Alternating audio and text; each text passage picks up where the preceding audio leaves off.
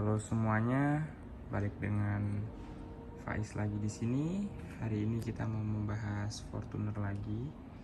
Jadi gue seperti yang di komen, gue akan mau pasang BRQ. Tapi mohon maaf banget nih, gue nggak ada videonya masangnya gimana. Tapi balik lagi ini masangnya gampang banget. Jadi ini untuk selang suplai bensinnya yang mau masuk ke filter solar dipindahin ke BRQ nya, terus yang keluaran BRQ nya gue pasangin, beli selang sendiri. Ini ukurannya 3/8. Kalau misalnya mau masang sendiri di rumah ini murah kok, cuman 25.000 per meter. Ini juga nggak nyampe semeter, tapi gue beli lebih karena BRQ nya gue nggak beli, ini gue minjem dulu karena untuk harga 8 juta dan hasil yang gue masih skeptis, gue nggak mau beli dulu.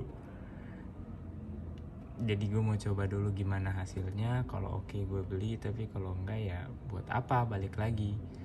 Jadi ini mobil setelah dipasang, gue pasang malam-malam buru-buru dan dipakai dari Jakarta terus ke Tasik, habis itu lanjut ke Cirebon, langsung balik lagi ke Jakarta. Itu kan bakal kelihatan antar kotanya gimana. Namun kondisinya juga kemarin agak macet, jadi kita bisa dapat hasil yang jujur lah dari BRQ ini. Oke, sekarang kita ada di dalam mobil. Kalau di Fortuner tuh di sini bisa kelihatan average-nya berapa. Nah, kita dapat 11,3 km per liter. Tapi ini angka bagus banget, dan ya balik lagi too good to be true juga untuk dari BRQ ini.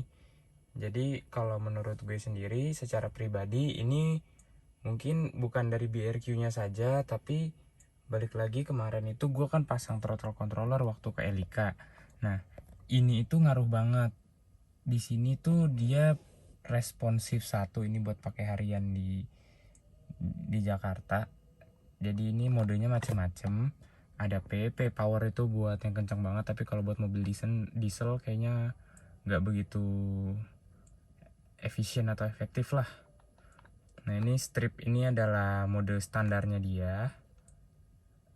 Ada E1, E itu Eco, jadi Eco-nya bisa berapa level, sampai 5 level ya di sini. Kalau misalnya gue sendiri biasanya pakai R3, itu torsinya dapat. R itu response. Jadi dia itu nge-piggyback pedal gasnya. Ini PNP banget, gampang banget. Saran gue kalau mau beli sih nggak usah yang merek ini, terlalu mahal. Ada yang Evo dan lain-lain harganya kayak cuman 899.000 kalau di Tokopedia. Ini kemarin gue beli di Tokopedia tuh, di Tokopedia gue beli di Elika itu harganya kena 3,2 gitu. Jadi ya saran gue throttle controller ya kerjanya gitu-gitu aja. Bisa beli yang murah aja, nggak harus yang kayak begini. Kerjanya sama, dia manipulasi sinyal yang kita kirim dari injekan kaki kita ke mesin. Jadi dengan responsif yang tinggi ini kita bisa cuman ngegasnya dicolek doang, tenaga dari mesinnya langsung vut gitu, dan akhirnya banyak grindingnya. Ini bikin hemat banget jadinya. Kalau misalnya kakinya juga disekolahin istilahnya. Kalau misalnya maunya bawaannya ngegas terus nggak ada glinding-glindingnya, sama aja bakal tetap boros juga gitu. 11,3 km per liter, dan dengan harga solar yang masih 5.150 perak ini ya sangat worth it lah. Tapi balik lagi, gue nggak yakin ini murni hasil karena BRQ nya. Oke, jadi kita balik lagi ke BRQ nya. Jadi balik lagi kita tuh ngebahas bahwa dia fungsinya adalah untuk menyuling katalisator lah, mereka ngomongnya, untuk menyaring bahan bakar sebelum masuk ke pembakaran. Tapi setahu gue adalah untuk mobil ini atau mobil pada umumnya udah ada saringan di tangki bensinnya sebelum keluar. Terus di sini ada juga saringan filter solar, dan ini kerjanya untuk nyaring lagi. Ini gue masalahin, gue lebih ngebahasnya yang tabung ini ya, bukan yang kapsul-kapsul itu. Nah, dari yang nyaring-nyaringnya itu, gue nonton videonya Ridwan Hanif yang dia main ke BRQ, yang ketemu sama Gofar Hilman. Dia tuh punya pertanyaan yang bagus. Dia nanya ke abangnya bahwa kalau emang seefektif itu, kenapa nggak pabrikan mobil juga mengimplementasikannya langsung sebagai stoknya. Dan menurut gue jawaban dari orangnya itu kurang memuaskan. Jadi ya balik lagi, gue harus ngecek sendiri apakah ini efektif atau enggak. Dan dengan jujur gue akan menjawab bahwa nggak begitu signifikan. Dari 110 jadi 111 ya 10%-an lah ya. Dan kalau misalnya mau hemat, saran gue sendiri pribadi adalah pasang throttle controller aja, cuman 899.000 di Tokopedia gitu.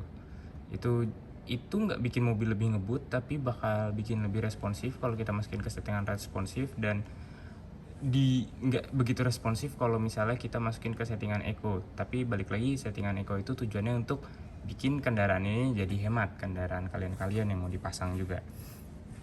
Jadi ya kesimpulan yang dari gue ambil di sini adalah ya untuk harga segini nggak begitu worth it buat mobil gue, karena balik lagi gue juga pakai solar yang harganya 5.150 perak itu, dan ini berjuta-juta.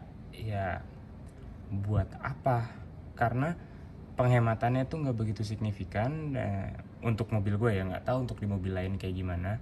Mungkin kalau misalnya gue ngisi Pertamina Dex atau yang lain-lainnya kerasa banget. Setiap penghematan itu bakal kerasa, karena balik lagi harga bahan bakarnya 15 ribuan ya kalau nggak salah tuh sekarang. Sakit. Jadi ya menurut gue ini kurang lah buat gue. Dan mau saya hemat apa lagi, kita coba lagi apa yang bisa bikin mobil ini hemat. Mungkin ada juga tuh yang Hurricane XCS yang buat grounding mobil, dan gue udah konsultasi juga, katanya itu lebih efektif untuk mobil tua. Dan kebetulan mobil gue hitungannya juga udah tua, tapi gue skeptis dengan grounding yang lebih mantap akan menghematkan bahan bakar ya. Tapi balik lagi harganya jutaan ya, jadi kita lihat aja ke depannya gue mau ngapain. Jadi teman-teman yang nonton, terima kasih banyak ya sudah komen, support, like, dan subscribe-nya, berarti banget. Sekian video dari saya, terima kasih.